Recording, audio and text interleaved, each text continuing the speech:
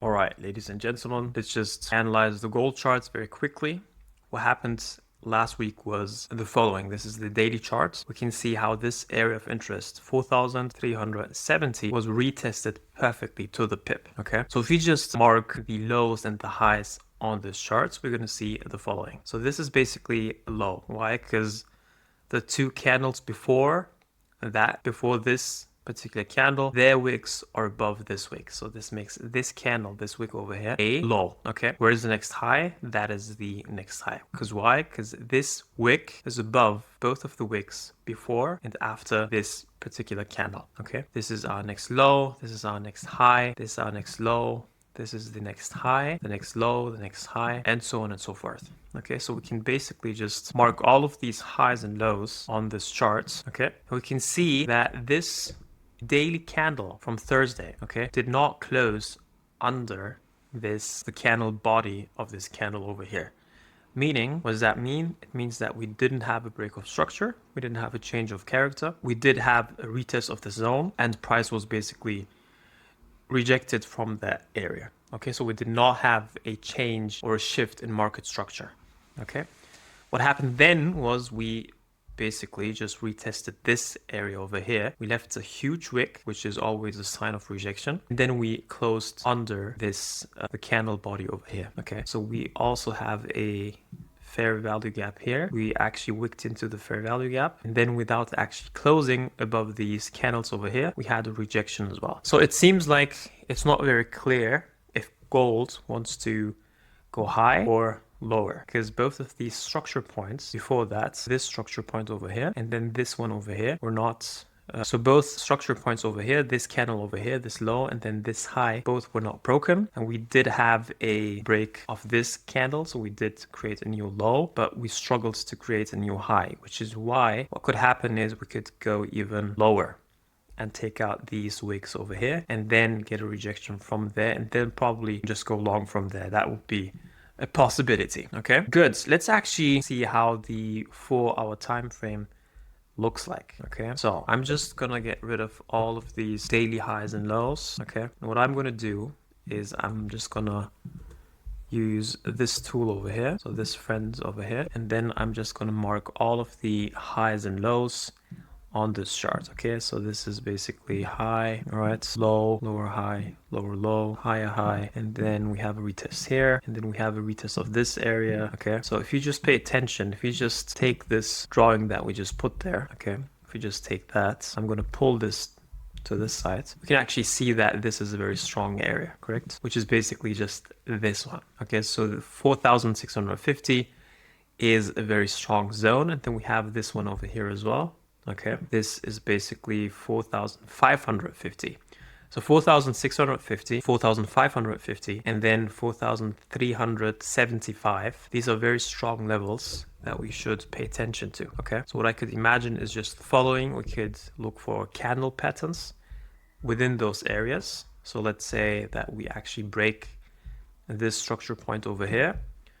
I would be looking for an H4 4-hour engulfing candle to go and catch this correction over here. We also do see that we did have a change of character in the 4-hour time frame. So if you just look at this, we can see that this low, this high, was broken by this move, but then we did not break these highs. What we did instead was we had something like a liquidity sweep. So all of these highs were taken. Just imagine how many people had their sell limits over here at this area, and then they will have put their stop loss as something random, and then they will try to catch this resistance trade, basically. Okay, this trade that's based on this resistance zone. Okay, so if you can imagine that tons of people have put their stop losses here, there's going to be a liquidity pool sitting at that area. Okay, meaning that if we see something like this, like a huge wicking into this zone, it's probably going to be a liquidity sweep. What else do we see here? We see that we had a huge fair value gap over here. Okay, so because I'm not sure whether gold is long or short, what we could do, we could just wait for a retest of this fair value gap, which would equally be, at the same time, it would be a correction, a Fibonacci correction of this impulse. Okay, and then as a second or third confirmation, what I would do is I would just wait for a lower time frame setup to form. Okay, so this could be like an accumulation, and then we might have a liquidity sweep and then a harmonic pattern, something like that. Okay, if that happens, if that forms, then and only then I would go short. Okay, an additional confirmation for taking a long here would actually be if we break this zone over here, then we have the correction, the Fibonacci correction, and then we have the same patterns form here. That would be just perfect. That would be 3 or even 4 different confirmations to go long from there. Okay, but because we did not break this zone over here, what gold could do is just do something like this. Okay, so if we have an additional confirmation within this fair value gap, okay, that tells me that gold wants to go long. This could be an accumulation, harmonic pattern, a liquidity sweep, and then if gold basically from this area behaves in a long way, then I would look for a long. I would look for buys over here. If gold actually breaks this or leaves a gap and opens here at this zone and then gives the correction, and then from this fair value gap gives us a similar pattern, maybe a candle pattern or even like a 4-hour engulfing candle, then for sure I would go long. Okay, but if you don't do that, if gold just just shoots into this area, I'm not going to look for any long setups over here. Okay, because the potential for gold to actually break this low and take it out and then take out these lows as well is going to be very highly probable if we don't see gold behave in a way that indicates that it wants to go long from here. Okay, but what is good is basically we had a 0.88 correction of this impulse. Okay, but in order to go long, I actually wait for gold to give me a huge correction of this impulse over here. Okay, so I want to look for long setups actually from here, because if we catch a good setup, then this could give us like huge profits, like 50 to 1s, 100 to 1 risk to rewards. Okay, good. Then what else can we see? What else can we actually anticipate?